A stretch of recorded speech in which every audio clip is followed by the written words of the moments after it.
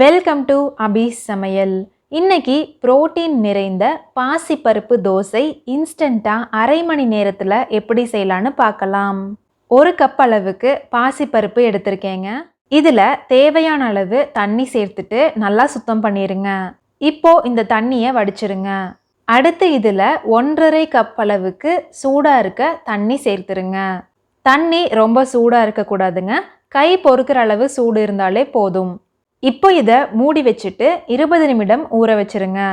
இப்போ பாருங்க, பாசிப்பருப்பு சூப்பராக ஊறியிருக்கு. இப்போ இதில் இருக்க தண்ணியை வடிச்சிட்டு பாசிப்பருப்பை மட்டும் ஒரு மிக்ஸி ஜாரில் சேர்த்துருங்க.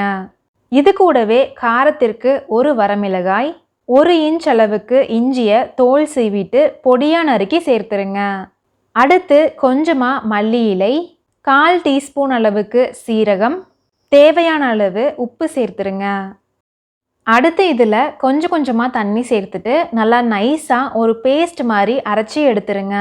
இப்போ இது வேற ஒரு பாத்திரத்துக்கு மாற்றிக்கிறேங்க.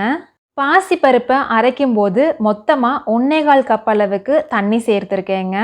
இந்த பதத்தில் மாவு இருக்கும்போது தோசை சுட்டா கொஞ்சம் சாஃப்டாக வருங்க. இது கூடவே இன்னொரு 1/4 கப் அளவுக்கு தண்ணி சேர்த்துட்டு நல்லா கலந்துட்டு தோசை சுட்டா மொறு மொறுன்னு ரோஸ்ட் மாதிரி வருங்க. இப்போ பாருங்க, தோசைகள் நல்லா காஞ்சிருக்கு. இதில் எப்பவும் போல் தோசை ஊற்றிடுங்க. மேலே கொஞ்சமாக நெய் இல்லைன்னா எண்ணெய் விட்டுருங்க. இப்போ பாருங்க, ஒரு சைடு நல்லா வெந்திருக்கு. இப்போ இதை திருப்பி போட்டு இன்னொரு சைடும் நல்லா வேக வச்சுருங்க. அவ்வளோதாங்க, ரெடி ஆயிடுச்சு. ரொம்பவே டேஸ்டான புரோட்டீன் நிறைந்த மொறு மொறுன்னு பாசிப்பருப்பு தோசை.